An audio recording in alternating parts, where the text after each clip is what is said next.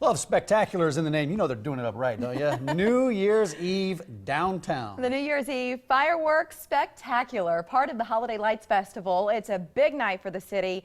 At KMTV, we are incredibly proud to be part of it. Yeah, another partner, Blue Cross Blue Shield of Nebraska Executive Vice President Dale Mackel is here this morning. Dale. Good to see you, Dale. Good morning. Welcome. You got a big night Saturday night, right? Big night. Before we get to the big fireworks display out there, the Holiday Lights Festival itself, how did that go this year?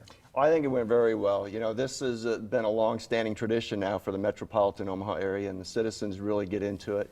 And displaying over 1 million lights, 40 blocks throughout the city, tens of thousands of visitors. It just seems to grow each year. And it's become a kind of the stalwart, if you will, or the crown jewel of this time of year for an event. Oh, we've got all of these other special things that are sprinkled throughout the 5 weeks. That are tied to it, all the different programs and events. Yeah, like the Wells Fargo Family Festival, like that sort of thing. And then we get to this part of the series with the fireworks, and it is awesome because, you know, we think about summertime and baseball games and the 4th of July. Now we get our fix in the winter season. What is going on Saturday night? Well, I'd say this is 4th of July on steroids, really. So the fireworks spectacular starts at 7 p.m. and this is a 10-minute show that takes 400 hours of preparation to pull it off. Wow. And it's put on by J&M Displays Incorporated. Yeah. And look at this video. I mean, you see what a grand display it is. And that's why so many people come to it. And you can see, I mean, if you can't make it all the way downtown, and maybe, Dale, you can give us some suggestions about where to park and good viewing spots. But it is an incredible sight. But you said it starts at 7 o'clock. Why then instead of midnight? Well, very simply, that is considered the time that's best time to accommodate the most people. It makes it very convenient for children. And the organizing committees realize that, you know, families have New Year's Eve traditions. So putting it at this time slot allows the flexibility to see a spectacular fireworks show, but yet stay true to your New Year's Eve traditions. Yeah, let's talk about the music a little bit. What type of music are going to be featured on this night? Classic music from some great bands, AC/DC, Heart, Kiss, the Beatles. I'm dating myself. All the stuff you love. No, but you're speaking our language, Dale. That's cool. Perfect music to go with the theme of ringing in a rockin' New Year, right? So, and it's going to be choreographed, obviously, to the fireworks. And for those that aren't close enough to see it, it's going to be on the radio on the Omaha's Christmas station, Star 104.5. Yeah, our friends over at Star. Where do you think the best place to watch the fireworks is? Sure. I mean, obviously downtown, but I know there's select spots that are maybe high points in the area that you might be able to view it. The best viewing area is really anywhere in and around Gene Leahy Mall, really is the prime spot. For those that may need some special accommodations or assistance, you know, we'd recommend going to the W. Dale Clark Library, the 4th floor.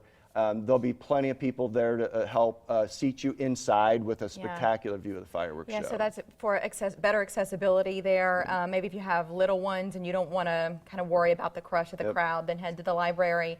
And then what about parking with all of those visitors downtown? People, especially first-timers, might wonder about that. Sure.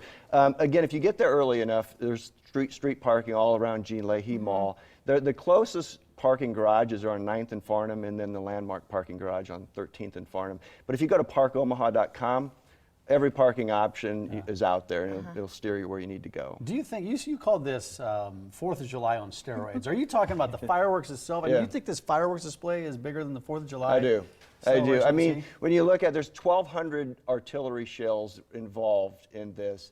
And, you know, again, 400 hours of prep to get this ready. All of the programming of the computers, the choreographing of the music, scripting of the program.